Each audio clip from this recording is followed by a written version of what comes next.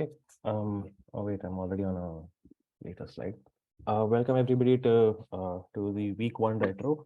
I apologize for the term. It is straight out of back when I used to work in tech. A retro is just a look back. There should be a better, cooler name for this. I don't have one right now, but the idea is simple. In a typical quiz, we cover a lot of ground, especially in mimic quizzes. We do 60 fundas in 60 minutes, and then we walk away from it as if nothing happened, which seems like a waste. So I think we should go over it again and see if there's anything cool that we can pull out from what we went through this week. This is also a good outlet for if you have good stories around how you answered a question or how you hated a particular question and wanted to tell me in person. So I think we should get started. We'll go quad by quad. For each quad, I'll call out the people who did well. By did well, I mean answered at least 3 of the questions out of the 4 of that quad. Or answered all 4 of them, in which case you are a musketeer. Congratulations.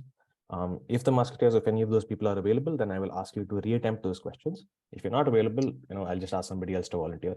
My go-to is going to be Arpita for all this. If nobody else volunteers, I'll just ask her to do it, and I doubt she'll say no. I'll share the data as well after the call is over, in case you want to go over the insights. This sort of thing has the possibility of turning indulgent very quickly. So we will not be crossing 1 hour. At the 1 hour mark, even if we haven't finished, we will call this whole thing off. Okay. So to get started, this is how all the quads fared, by the way. Should make this a little here. Unsurprisingly, the IMDb quad, we had a quad on IMDb top rated episodes. Of course, that is the most answered quad in the quiz. But the least one, the hardest one, was Amitav Ghosh titles, which is the answers were titles of Amitav Ghosh books. Again, slightly unsurprising, but let's go question by question. First, we'll start with the art squad. We had a quad on mirrors in artworks, not mirror in artworks. Is anybody from this list, firstly, on the quad? Firstly, applause to Chris Abrams, who's probably not here for getting a musket. Anyone here who on the list? If not, you know where we're going with this. Arpita, you ready? Somebody please volunteer. This is literally not my quad at all. Okay. Since Arpita has agreed. Yeah. Rishi, was that you? I can attend them, I mean, if I recall. Okay, perfect. I'll use that. Okay, so we'll be doing all 4 questions in order. So this is not the order in which the questions appeared in the list, but let's see. Named after the goddess featured in a series of paintings, what term refers to the perception of viewers that the goddess is admiring her own reflection in a mirror? Velázquez's sensual painting of her titled The Rope Be Blank, along with paintings by Titian and Veronese called Blank in Front of a Mirror, are examples of this effect. I didn't know this at the time, but I think this is Venus effect.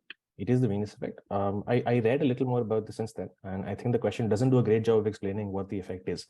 The idea is, if you look at the painting, you can see her face in the mirror, right? If you can see her face in the mirror, that means that when she sees the mirror, she's not seeing herself, she's seeing you. Okay. And yet, as viewers, when we see a painting like this, we think this person is admiring herself. That is called the Venus effect. So even though all evidence shows us that the person is not looking at herself, but apparently we assume that they are.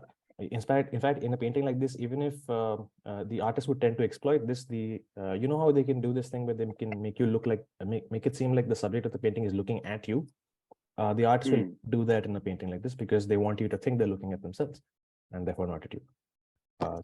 Okay, second question for Rishiraj. A tough one. Commissioned by the poet Edgar James to be a self-portrait, the use of a mirror in this McGree painting is as ironic as its title. Which 1937 painting is this, where the mirror reflects the back of the man's head, while the Edgar Allan Poe book in the corner is reflected normally as in a mirror? While mirrors don't typically blank, this one actually does, making the title rather ironic. Did you know this? No, I mean, I like forgot that I knew it, and it was like, god damn it, I should have known this. So you had. So this is the. No, I've heard of the title before, but couldn't recall it. Once I heard the answer, I was like, oh, this is the not to be reproduced. That's correct. I had not heard of the painting before. Another thing that happens is if you don't give an indication of exactly how long the title is, most people will assume that because there's a blank, therefore the name of the painting is also going to be a single blank. So a lot of people just guessed reproduce, invert, reflect, and that sort of thing. The question should have said something like, this is only one part of a longer title. It would have reduced everybody's bonus attempts. Sorry about that. Third question. I went with yes. This is not a reflection.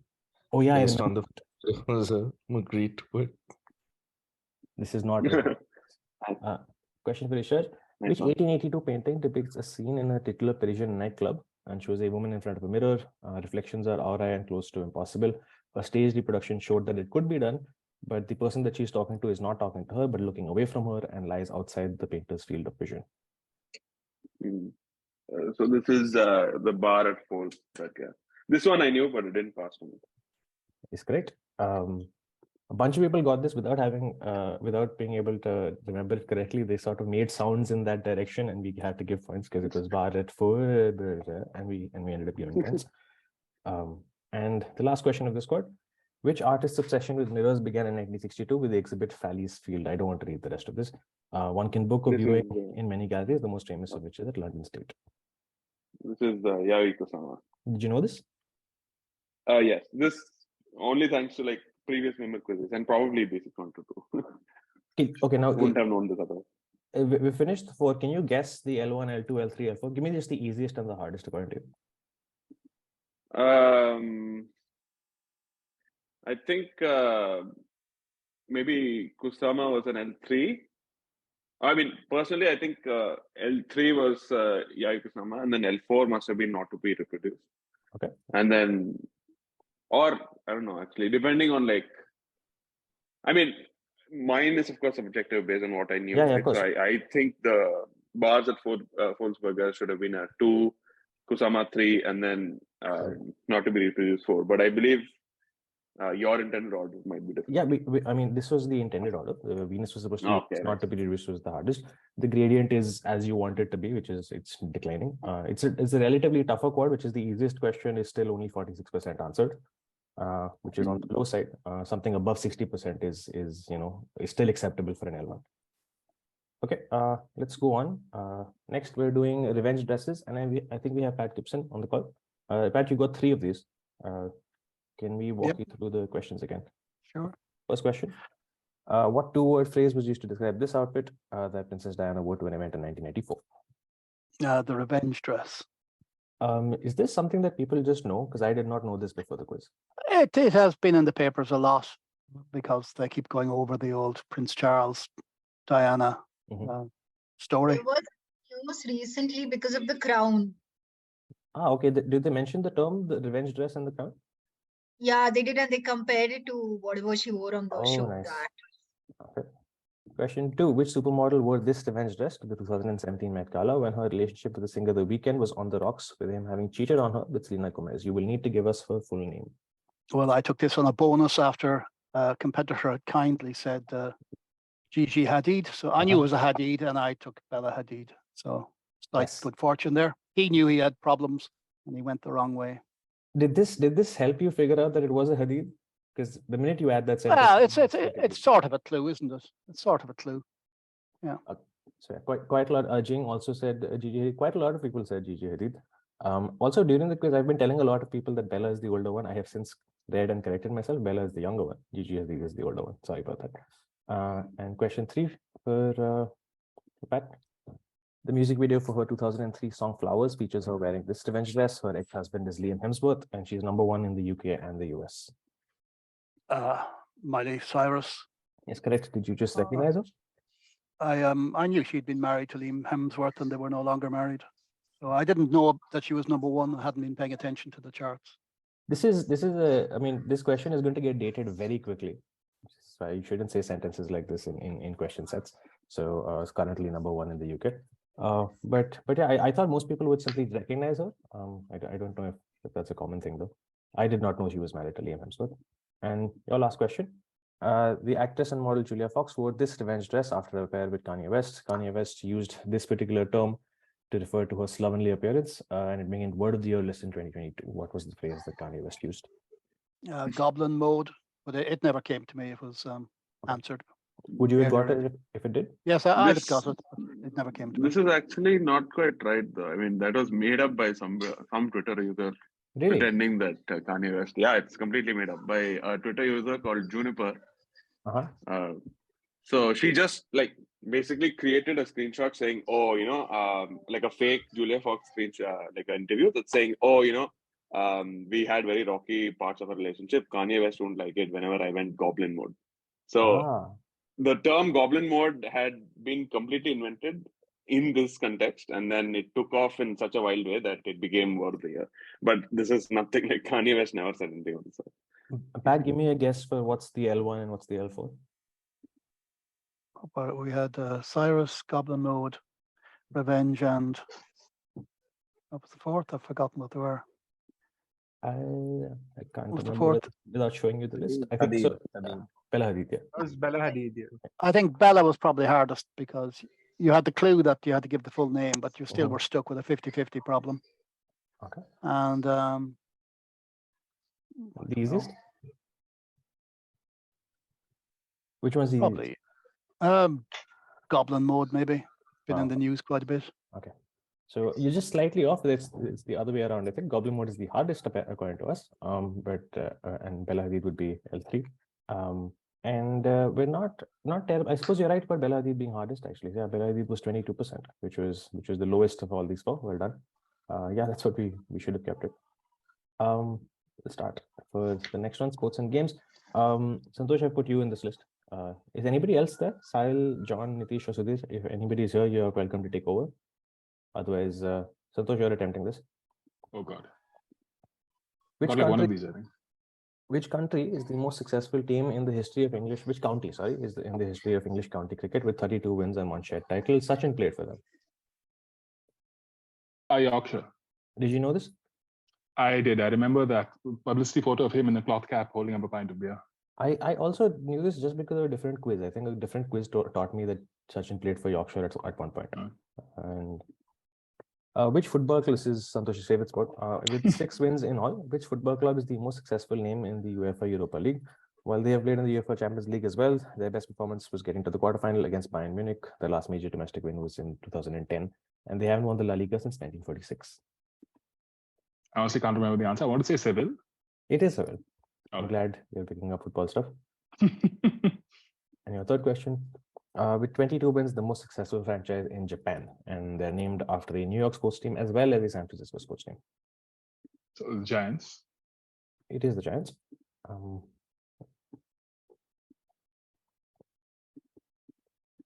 And this this played a lot harder than I thought it would. There are a total of just 6 names in the exhaustive table of most successful teams in this competition. If the bottom are all of those, which team is at number 1 with a record run that lasted for more than 100 years? I got this by pure luck, shot in the dark. I saw a yacht club and I assumed New York. Good guess. It is correct. I'm curious If it about wasn't my that. director, there's no way I would have attempted this. Oh, okay. It's a little difficult because I think they sail out of Newport, Rhode Island. Oh, So I it's see. tempting. It's tempting to say Newport. See, that's the benefit of ignorance. I had no idea about that. So we'd actually put New York Yacht Club at the L2, which, as you Are can you see, serious? Wow. we're quite wrong about that. I thought the fact Hmm. that the single team had won for over 100 years was a well-known fact, but we're quite Okay. wrong about that. I guess did the requirement of only asking the Giants in Yomori Giants was it a last minute edit? No, it wasn't the last minute. We were always going to ask for just Giants. But yeah, the Yacht Club in hindsight definitely should have been further up. Okay. Does anybody else want to sub in at this point? Because I'm going to stick to Rishiraj otherwise. The quad is different venue for sailing at Summer Olympics. This is a quad that I really liked. It's I thought it was a very cool idea for a quad. Every time Summer Olympics happens in a city that doesn't have a coastline, the sailing events move somewhere else. Who's attempting? I'll have to pull people. Maitrik, pulling you. Fine. I don't think I remember, but Your loss. And have I spelled your name right? Yes, I think I have. yes, it's fine. Correct. First question: when the Summer Olympics take place there and sailing events happen elsewhere, when Moscow hosted, where did the sailing competition take place? The city is today the national capital of its country, and its northernmost member, and it was the northernmost member of the Hanseatic League.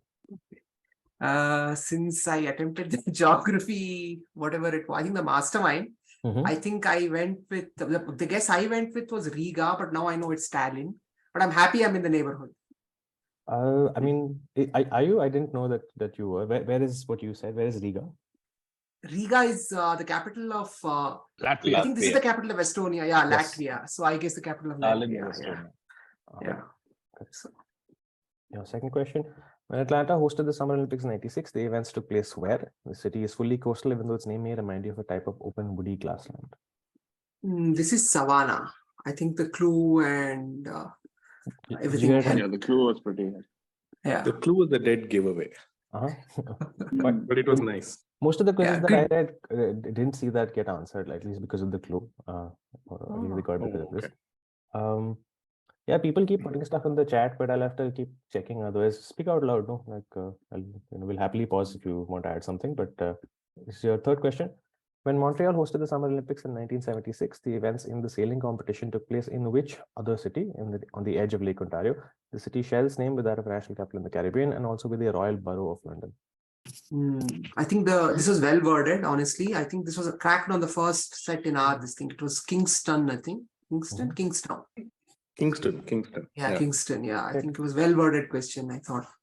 Arpita, what did you say? You said All the something clues. similar but not the same. No, what did you I say? said Kensington because it's part of Kensington and Chelsea. And after that, I went back and read up on it. So London has 4 royal boroughs, apparently. I knew only one. So I took a fight on that and clearly did not help. For brownie points, what are the other 3? Not that I'll be able to evaluate, but does anybody know the other 3? Cannot remember. Kingston, Richmond. Well, no, So one is Kingston, the other is Kensington and Chelsea. So we need 2 more. is Richmond a royal borough? Greenwich, I think. And Greenwich. I think Westminster isn't a royal borough itself. What is the Royal Borough? Is it because there's a palace there or something? Just a historic legacy, really. Yeah. And fourth question, when Paris hosted the Summer Olympics, where did the sailing events move? The town is most known for its connection to a work of art depicting a sunrise that gave its name to an artistic movement. This was actually a direct to me, I think. I should have got it then, but this is Le Havre. But I went with some other French coastal city. But yeah, this was also well worded. It is ultra repeat, I think, and we've seen. I know this town again. Somebody needs to mute. I might have to mute someone. Who's this? Okay, it's Devjit. I'm muting you. There we go. Yeah, so Le Havre shows up in a bunch of quizzes for exactly this. That the Impression sunrise painting gave its name to Impressionism, and it's housed If you here. didn't give the sunrise, then probably it would have been a bit more tough. I don't know if we were intending it to be tougher.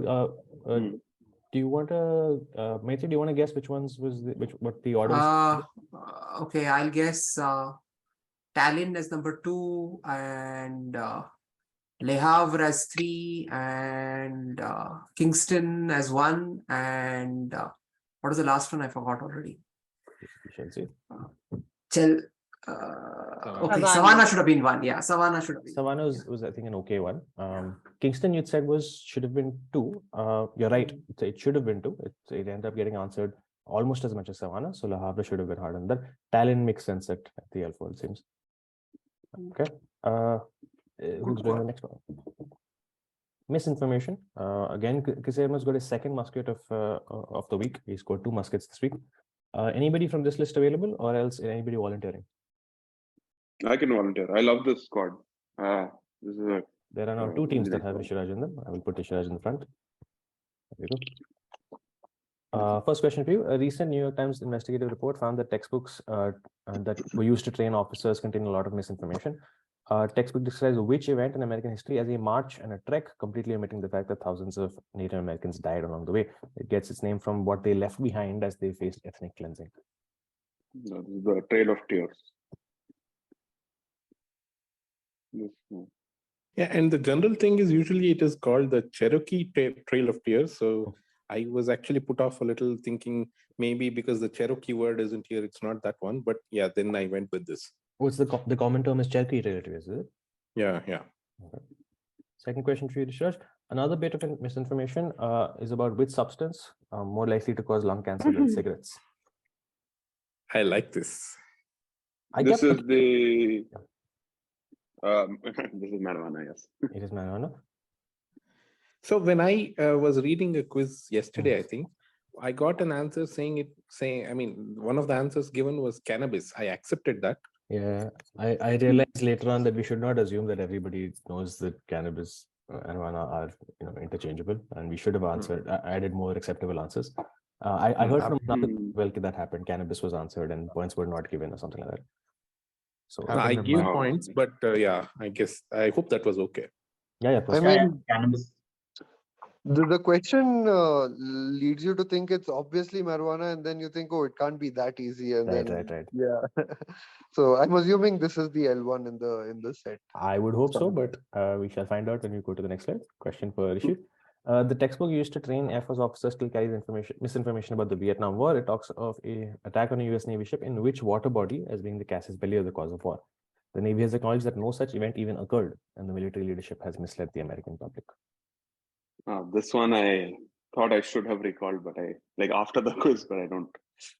This is the no, I don't think I can recall this. It started with T, I think. Yeah. Shout out, anybody? Gulf of Tonkin. This was the L4, I think. It better be. Yeah, this I guess. So, interesting fact, this is used by a lot of right-wing conspiracy theorists as a false flag to justify or spin conspiracy theories in the US that other major events are staged.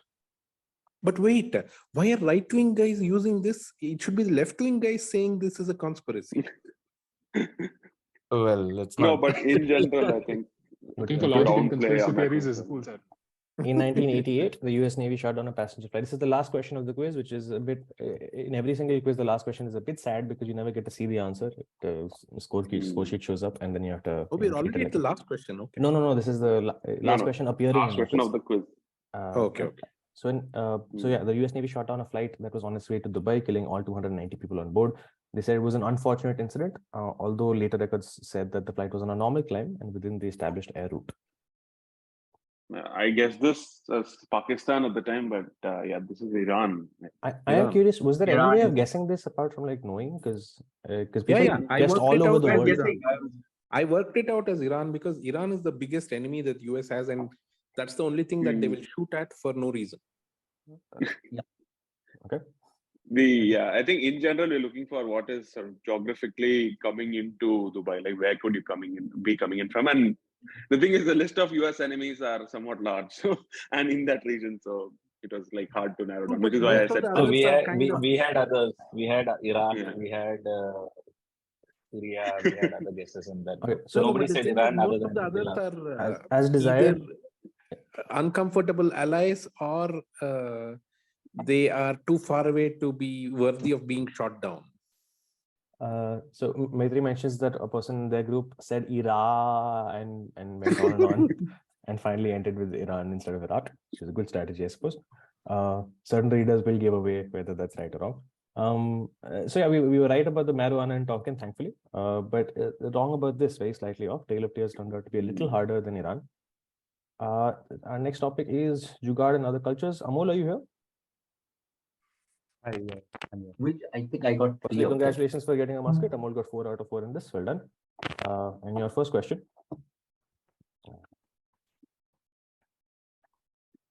Jugaad is an Indian concept. It refers to an innovative fix. A related concept in management sciences, it refers to the process of designing relatively inexpensive products for customers in developing nations. Fill in the blanks with a term popularized by The Economist in 2010. So this, I forgot the first term. So someone answered whatever the first 6-letter word is, and the second he got it wrong. So I just filled the second blank with innovation. It could be Vamsi. Vamsi said that he just said in the chat that he guessed frugal inventions. Oh yeah, frugal innovation. Yeah. So someone said, I don't remember what they said exactly. So I basically jumped off them. I saw a lot of people guessing innovation. Frugal turned out to be the slightly harder word to figure out. The Jugaad equivalent in Afrikaans is unblank mark and plan, which I may be butchering the pronunciation of, and translates to a farmer makes a plan. This phrase refers to innovative solutions that farmers had to come up with. Fill in the blank with the word for a farmer in Afrikaans, familiar to us through certain wars in the late 19th century. Yeah, the Boer Wars, because it's correct. I think those are the only wars that I know. Yeah. I'm hoping this is the L1. I'm not sure yet, though. Let's see. I think so. And your third question. The Democratic Republic of Congo has a concept related. This concept is named after a fictional provision of the 14-article constitution. That's the key bit of the secessionist state of South Kasai, which was semi-independent from 60 to 62. This is the useless bit. And what two-word name where the second word is a number? Yeah, so Article 15. Is this the one that you missed? Amol? Which one? Sorry. So you missed? No, you got all four of them. No, I didn't. Never mind. This is Article 15. Nice. And your last question. Sean worked this out in our quarter. It's pretty cool. He's like, there are 14 articles in the question. So anything that was like fictional or fictitious should have been 15th one. So I thought that was pretty cool. Very nice. And I mean, Amol, I figured you must have worked it out as well. Yes, right? yeah, similar lines. Nice. And last one, System D is the French equivalent to Jugaad. The term became popular thanks to a book called The Nasty Bits, Collected Varietal Cuts Usable Trim, Scraps and Bones. Who wrote the book? Anthony Bourdain was the most likely guess, so I just went with that. Well done. Okay, let's see if we were right about that. No, Bohr is not the easiest. Anthony Bourdain was marked as the easiest, and turns out Bohr should have been the easiest. Bohr was at 68, Anthony Bourdain was at 32. And frugal innovation played much harder than Article 15, which turned out to be guessable. Okay, so next IMDb, and we have a musketeer in the call. Santosh? Again, multiple teams. First one, only one TV episode has the perfect rating of 10. The Ryan Johnson directed episode 14. I can stop here, right? Santosh, at what point would you have answered this question? How many words in? I'd say the one-word title. One-word title. Okay. No, Breaking Bad is also enough, sure. You have heard of Ozymandias before, right? Or did you work it out from the question? I remember the title Ozymandias, but the one word helped. There were a ton of clues. There's P.B. Shelley poem, there's Pharaoh Ramses, and Greek name for the pharaoh, so quite a lot. I encountered the word Ozymandias in the Breaking Bad context long before the poem. Yeah. Like close to like 2013 or something. I mean, I knew the answer at a perfect rating of 10, and then the rest of the question really served to confuse me after that, luckily. I was still got it. Question 2 for Santosh. 23 episodes are rated 9.9. Which other Breaking Bad episode is rated 9.9? The title suggests that it may be representing iron, lithium, and sodium, or blood, meth, and tears. It is also an anagram of finale. Selena. Selena is right. This is my guess. It might be L1. I think it better be L1. Yeah, the answer is in the question, so yeah, that's right. Question for Santosh again. Which episode from season 3 is rated 9.9 of Game of Thrones? It was named for a song which plays as a signal for the Frey, Bolton, and Karstark men-at-arms to initiate the event known as the Red Wedding. It is the only episode where the closing credits roll in complete silence. The Reigns of Castamere. Yes, correct. This is, I mean, there's no way of working this out. This was a Mela favorite from 10 years ago. So. Correct. So if you were watching Game of Thrones, good for you. If you were not watching Game of Thrones, if you're not watching Game of Thrones and you got these points, this is probably a answer of the week for you, because you would have remembered your friend discussing it. And finally, hello, you should be saying, hey, one minor objection here. Yes. You should be saying if you are not watching or reading. The reading comes first. No, okay. I guess I don't know if the book specifically mentions that they were playing that particular song. Yes, it does. Yes, it does. Okay, in that case, then I don't recall that. And the fourth question: which anime series has 6 episodes rated 9.9 on IMDb? Some characters are mentioned, and so on. Santosh? Back on that. This was news to me. Have you watched it? Yeah, I've tried first few episodes. Attack on Titan is currently my go-to. It's my Johnson. Johnson, like the surname you use when you don't know any other author. So Attack on Titan is what I use for anime questions. Nice. If it's an anime question, Attack on Titan. So I've seen the Attack on Titan anime, and I've seen the live-action Attack on Titan also, which is also just as much fun. Felina was. Please do watch it. Hey, Felina wasn't easy. Ozymandias was slightly higher. It was 68. But the Castamere made sense at 36. I didn't expect these to be this close. I thought Felina would be significantly easier than Ozymandias, but yeah. But maybe people thought it can't be that easy, and maybe overthought. So like Ramani, you mean? I won't say a word now. Okay. Next question. This is on Mohs scale of hardness. Anybody on this list available on the call? Or else anybody wants to volunteer? Please. Well, I can. I can take. Yeah, I can also. Okay. I heard Surajit's name. Yeah, go for it. Surajit.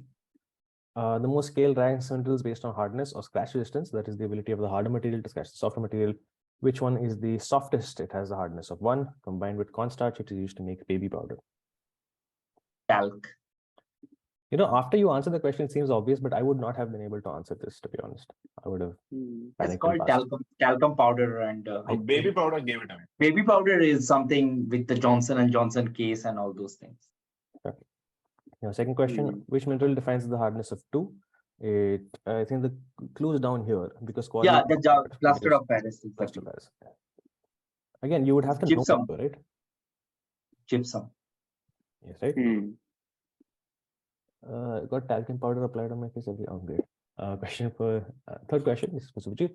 Which mineral, a crystallized form of aluminum oxide, has a Mohs hardness of 9 while diamond has 10 and an absolute hardness of 400? This mineral has 2 primary gem varieties, ruby and sapphire, and gets its name from the Tamil Dravidian word for ruby sapphire. Corundum. Corundum is right. This question had a built-in QI. I said alerts. carborundum. Yeah, Yes. I also sasaid carborundum. And it's particularly amusing. I get to do the QI sort of thing, which is not carborundum, not carborundum. Corundum, yes. And the fourth question, which has the most hardness of 7. It has varieties like amethyst, carnelian, and onyx. I only got it from the wristwatch Funda piezoelectric, that is quartz. That is true. Very nice. I Very did nice. not have any other. I think I had heard of carnelian onyx, but yeah, but the piezoelectric is probably the giveaway because you know quartz is probably used in watches. Okay, since all of these were similar, what are your guesses for L1 and L4? Quartz is L1. Corundum is L4. Yeah, corundum will be L4, and quartz will be L2. Talc L2, corundum is L4. Well, Talc L3 maybe. So it's absolutely right. Talc is but correct. turns out quartz was slightly easier. Quartz could have been on L1. Everything else kind of made sense. What's next? That was 150. South Indian languages. I think we know who's doing this. I should tell you at some point in this quiz. I shall tell you after the questions. First question for you, Apta. Which South Indian language closely relates to but unintelligible to Tamil, also borrows from Kannada and Sanskrit? Yeah. Yes. So this is Sanketi. I didn't answer it actually during my, even though it came to me. But yeah, basically geographically, like if you think of Karnataka, there's the coastal side, which is, you know, Bangalore and all the way down to Kasaragod types. Although if any Mallus are on the call, please don't cancel me for appropriating Kasaragod. But yeah, so on one side of the Ghats is the coastal section. The other side is the Malnad section where you find Sanketi being spoken to some bit. Due to my own personal sort of handle of Malayalam, I said Malayalam for this answer because it is just similar as well as unintelligible. Wow. You should know that only one person got that question right, Sanketi. It's the closest we came to it. Who is that? I think it reflects poorly on me that I never bothered checking. I should probably check who that person is. I will tell you immediately after the call. Question first. Curious if they are a Sanketi speaker. Oh yeah, that would be nice actually if we managed to find someone. But question for Arpita, which South Indian language spoken widely? I can stop here. Arpita, what? Yes. This? This, I mean, so first of all, I don't read in proper way. Okay, so sometimes I'll read Nietzsche. The moment I saw Kantara, that too, it would have been a tragedy if I missed this. This is Tulu, which is my mother tongue. So I was happy this passed around and came to me. I was last in the passing order. What happened in my game, I guessed Tulu for Sanketi and somebody... Exactly what I did. That's exactly somebody guessed Tulu. The third question, which South Indian language is a variety of Hindustani that arose as a lingua franca for ease of communication? Basically, the Hyderabadi language. Yeah. I think by the time variety of Hindustani also came, this was sort of, obvious. For Dakhni, which is also very, spoken around Bangalore. If you go to Coxtown, Fraser Town, and also highly steeped into the language. Exactly. Yeah. Multiple people. This is a great chord. Multiple people in the questions that I was reading, they responded with, I only know it as Hyderabadi, therefore pass. Yeah. So they didn't have any other name for it. Which made me feel bad. And fourth question, and you should know that before answering this one, Arpita said, I'm glad this came to me because this is the other part of my heritage.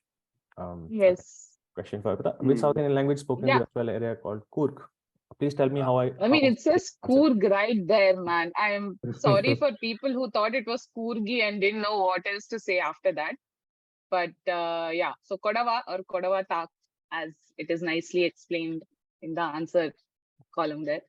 Correct, Kodava Tak. So in my game, Kunal gets Kodagu, and then I got Acha. It is not Kodagu, it's Kodava. Oh. In our test run also, we did exactly one test run for this set amongst the setters. We also attempted Kodagu over there, and there was a discussion around whether it should be accepted or not. But eventually decided Kodava is the right answer. Yeah, Kodagu is not the right answer. Yeah, Kodagu is not it's like saying, oh, you speak Hindustan. Or right. Okay. Arpita, guess L1, L2, L3, L4. Oh, yeah, no. Okay, Sanketi is clearly L4. Yeah. Okay. I'll put Dakhini L3 actually. Dakhini will be L2. Dakhini will be L2. Arpita, Tulu will be L1.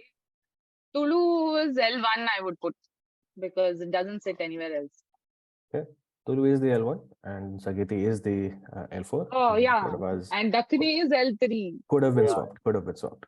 Hey, impressive. Who got Sanketi? I really want to know who got Sanketi. We should check that. V1 season 5. It'll take me like a bit. So no, it's worth it.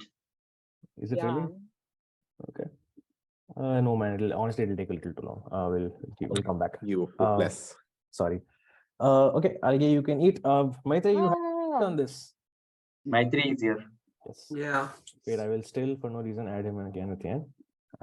Look, what Japanese name given to dried edible seaweed? Basically, what is that thing around the sushi? I don't know if this was the first question. I saw this is nori. I mean, it is the first. So the order that you're saying here is the order in which they appear in the quiz. So the first. I've already forgotten. Okay. Okay. It is called nori. I thought there was a school that apparently commercial manufacturers initially failed until they adopted the methods used for labor bread, and now they hail somebody named Kathleen Drew Baker as the industry savior. It's cool. Your second question, what jelly-like substance is used as a vegan substitute? It makes you feel full because it triples in size after ingestion. This is agar-agar. Is correct. Yeah. I always thought this was pronounced agar-agar for a really long time until someone told me no, it's not agar-agar, it's agar-agar. They're close enough that it shouldn't be a problem, right? Like, has somebody given you a hard time for saying agar-agar? I know a lot of people like you in my life. So, like me, it seems. Wonderful. Thank you. Question 3 for Maitri. What English name is given to these brown seaweeds? Despite their appearance, they are not a plant. It is a heterocont. Eukaryote belonging to the Comista kingdom. And it is now considered similar to kale and therefore in Western consciousness. Okay, there's the word that helped me here was the forest, because I vaguely remembered kelp forest being a thing. Exactly. There is nothing else in this question that helped. Very nicely done. So the word forest does imply kelp. I don't know if that was intentional, but well done. No, I think it was intentional. And my favorite question in this week's set: what name is given to this was nice. to edible kelp used to make blank cha? It is known as blank cha in the Western world, made by fermentation of sugar tea.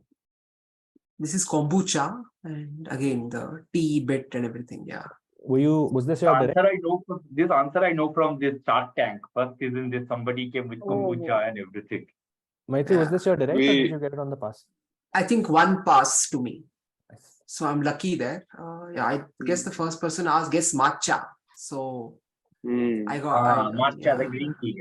You know, it's a good question. Even when it went unanswered in the quiz, people still liked it. There were still exclamations of shit, which is always interesting. Well worded. That happened quite a few times when I. Okay, I think this is going to be a tough one. Please guess the difficulty gradient. L1, L2, L3. So I'll guess kombucha as L1, because I was hoping you guys would make people guess. Kelp as L4, agar-agar as L2, and what is remaining? Nori as L1. I think Nori could have been L1. I thought Nori might be Agar-agar is L4. Nori was the Kelp is not L4, yeah.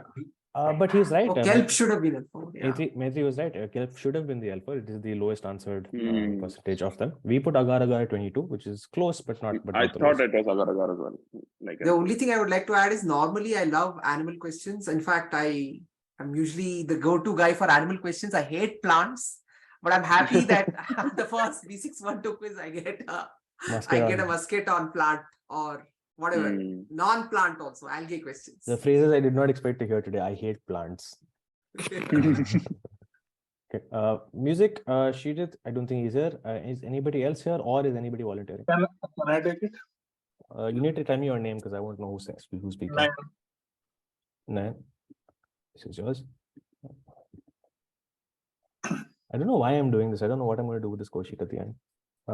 Super Bowl halftime shows traditionally have a theme. Which fictional character made an appearance in character in 1995? He whipped the villains into submission and saved his lady love from them. Indiana Jones? Is correct. Are you guessing this? You sound like you're guessing this. No, I'm remembering it. Okay. So yeah, this is Indiana Jones and the Temple of the Forbidden Knight. The whip was the giveaway. I thought B612 mentioned that they don't like italicize clues. No, that's not true. That's not true. I personally don't like italics at all, but plenty of people on the team do. So they do still use italics whenever they want to. Yeah, so that's what probably I confused it with. Because I know you mentioned sometime back that I don't like. I hate italics. I think it's a terrible thing to do. But no, plenty of setters do like it. But why? So why do you hate it? I think it's like the questions that I could have got without the italics and would have felt great about. Now I feel not so great about. And also italics will make the setter think that they have achieved something amazing. It'll make the setter think I gave them a route to the answer, when often they have not given you a route to the answer. So I think italics are a bit of a cop-out. However, not everybody agrees with this, and therefore we continue to do italics when the setter wants to. So in this case, the setter did like the concept of italics, and without it, I don't think this would have been answerable anyway. So that's true. The question seems to imply that Harrison Ford showed up in character. He did not. Just so you know, if this is considered one of the worst Super Bowl shows ever, so if you do decide to watch it, don't go in expecting to see Harrison Ford. He's not there. It's some lookalike actor. Okay. Second question for Nan. The 2001 theme was Kings of Rock and Pop. Which Boston band over 30 years old at the time represented rock? They didn't want to miss a thing, but had to reject these songs. Such a horrible miss this was for me. You missed this? You missed the thing, that means. You missed a thing, yes, you did. Bindu attempts it, she's right. It is Aerosmith. And just so you know, this was in italics in its first draft. We thought, no, it's already obvious enough, so we had to remove the italics. No, I basically just forgot which band that was. I said Boston again for guess, but I think I confused them with the Don't Stop Believing or the other one. The theme of the 2004 show was blank, blank, blank, a slogan coined by the Clinton campaign and brought back during an election year. What slogan? Exhorting them to make a decision if they wanted to be on the winning side. It was something along the lines of, was it join or no? I forgot. I'm not able to lose. I didn't expect to mark anything is wrong, but I will mark the same. This is give points to the next guy. This is choose or lose. Most people got choose. They then blindly added 2, and at that point they got stuck because you have to do choose 2 and rhyme, and it has to make sense as an election slogan. Nobody ever questioned that 2 probably can be replaced with something else. So quite a lot of people got choose, but got stuck there. I think choose to vote was probably my guess. Choose to vote is also pretty good. Choose to vote does not rhyme. It says rhyming slogan. Doesn't rhyme. Fourth question for now. The halftime show for 1999 featured those people. Basically, which genre does Big Bad Voodoo Daddy belong to? Starts with an S. And I think this was actually hard. No, but Big Bad Voodoo Daddy led me to Ska.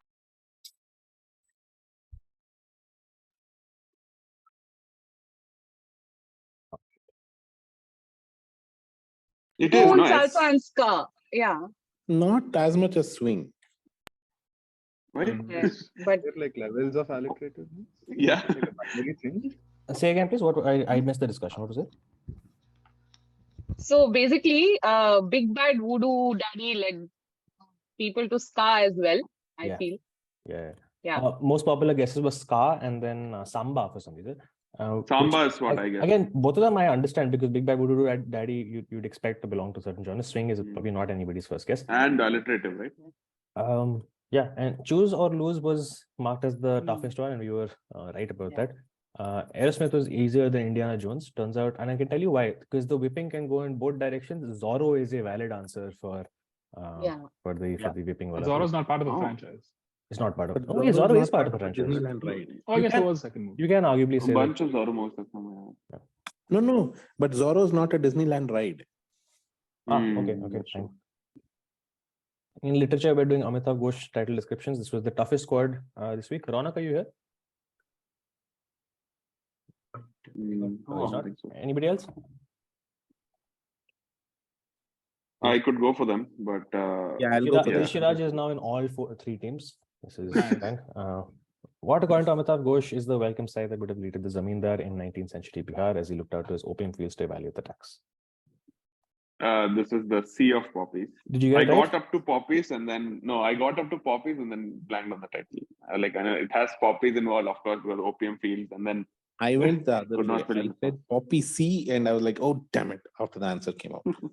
It's interesting. So this question is slightly harder than it needs to be just because it's the first question of the quad. If this question appeared second, you'd know exactly what to expect. You have to think of titles of Amitav Ghosh books. Correct. And it would be peanuts, basically. But because it's the first question and you don't know which direction this is going to go, it's a slightly harder question.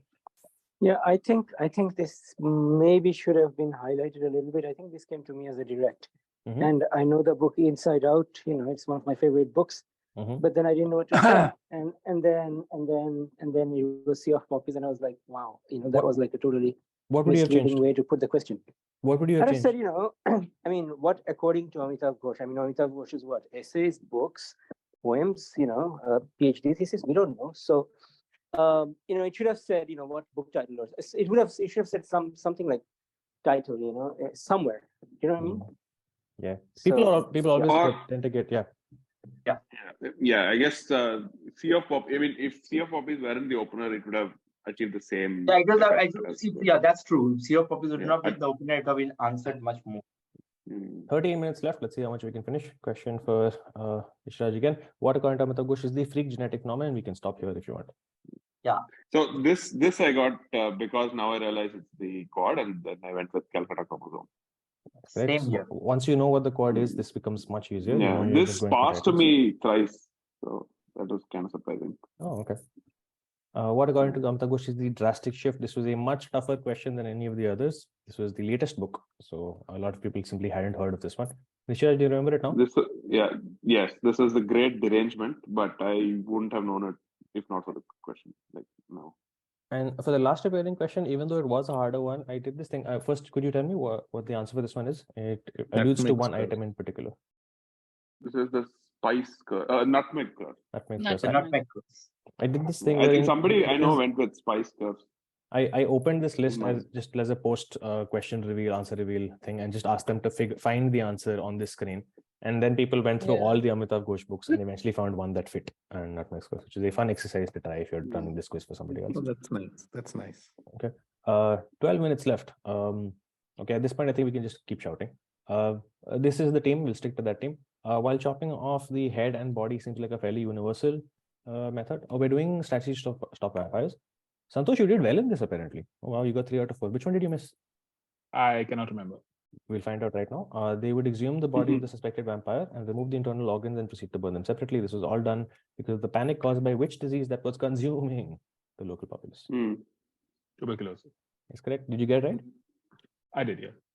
The consuming was the giveaway. Yes. And once again, it was in italics, but it was removed.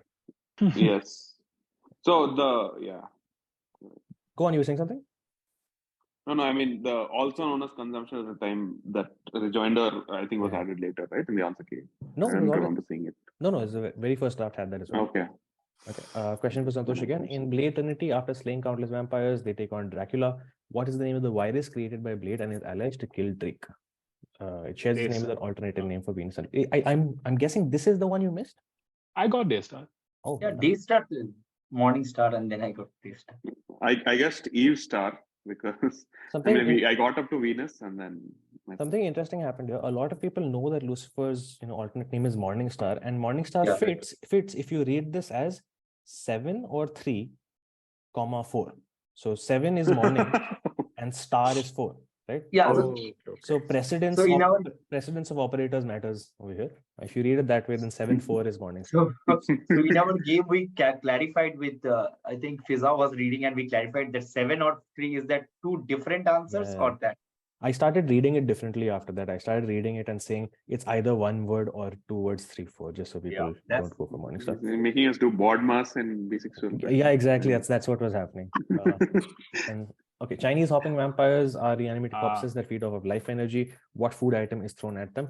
This was a good one. This was used to hold the Great Wall bricks together. This is what I missed. I said stinky tofu instead of sticky rice. Okay. Would have been nice. I said boiled rice and then was prompted to say sticky rice. Yeah. Everybody knew rice in our game. Nobody knew what is the first word. Really? Okay, that's interesting. Yeah. I started with boiled rice and then I was prompted to say sticky rice. I think I counted it last minute and then. Okay. And last question for Santosh. What are these items that you can commonly find in coastal villages and vampires will stop and spend time counting holes? Fishing nets. Fishing nets, right? A lot of people guessed. Can you guess can you tell me the most guessed wrong answer? Sponges? Cheese. Cowrie shells. Coral shells was shells. Shells. Yeah, corals was because people are thinking of coastal villages and they're thinking of holes, and you don't normally think of holes when you think of nets, so because it's like the negative space. Okay, and these are, by the way, these are the non-ascending quads, so the order will be all over the place, but this is how it played out. Daystar was the hardest one. Fishing nets was the easiest one. What is a non-ascending quad? I don't. So the idea is that L1, L2. So we start off attempting to make them all even difficulty, but in our play testing we may find out that some of them are harder than others. We'll then use that to even out the seats. So there's we don't use them in a single order of ascending order of difficulty. It's a tool for balancing the seats. It's also a great outlet for experimental quads where you don't know which one is going to be harder than others. Okay. And how much time do we have left? 8 minutes. Valentine's Day for SpongeBob. So this is a topical quad for the week. Who's attempting? This team is. I can do this. Okay, sorry.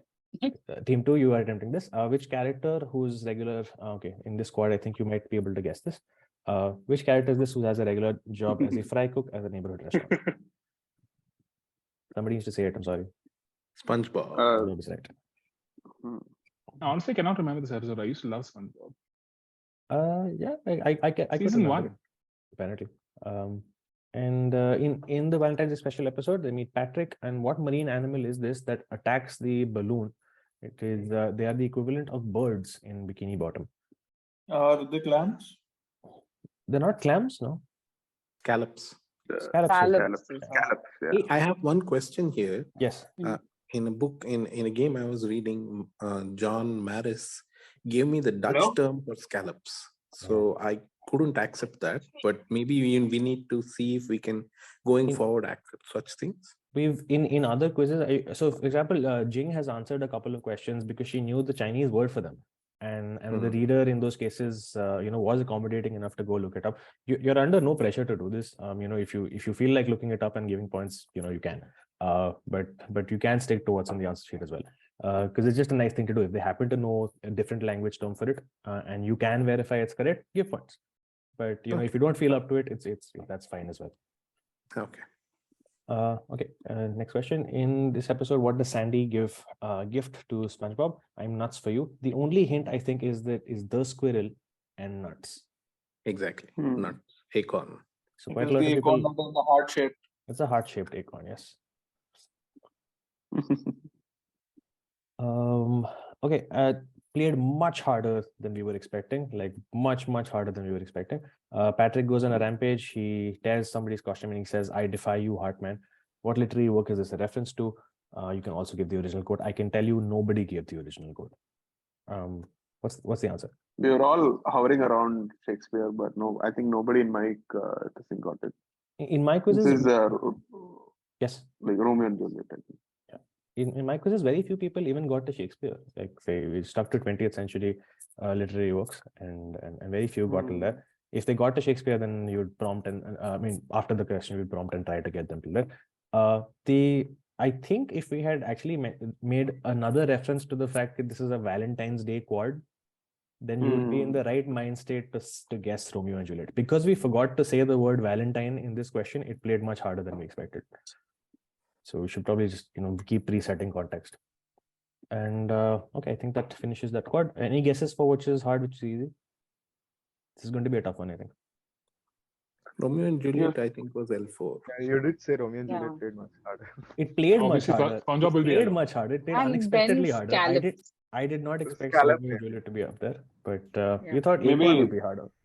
So Romeo and Juliet was the L. Actually, these are non-ascending. Remember, they're not intended to be L1, L2, L3, or 4. They're pretty much all over the place. But yeah, Romeo and Juliet was not the hardest one. Scallops turned out to be even harder than that. Scallops, I imagine. We have 5 minutes for just one topic, I think. So we're doing good. Women co-founders of tech giants, and we have a musketeer on the call. JK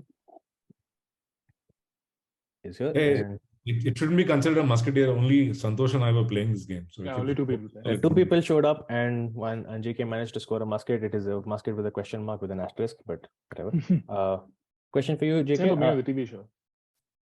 Say again, please. Same for me with the TV shows. The IMDb. Oh, really? Okay. Yeah. Okay. JK, did you need the question at all, or did you just need the image? Yeah, just the image was sufficient. The image is enough. This is I think this is a TCS question. This is back in a time where you just memorize logos and stuff. Well done. This is Cisco. The second question: who founded? What did Jessica Livingston found? It is an accelerator that invests $500,000 per company in a large number of startups in 2 batches a year. I know just one accelerator. I just said that name, Y Combinator. It is Y Combinator. And your third question: Melanie Perkins was only 19. What brand did she start that has features like ready-made templates for everything from CV design to social media posts, which we have still not figured out? I said Canva. I had Figma also in mind, but from the little I know of these things, Canva seemed like the right one. Figma was the most popular wrong guess.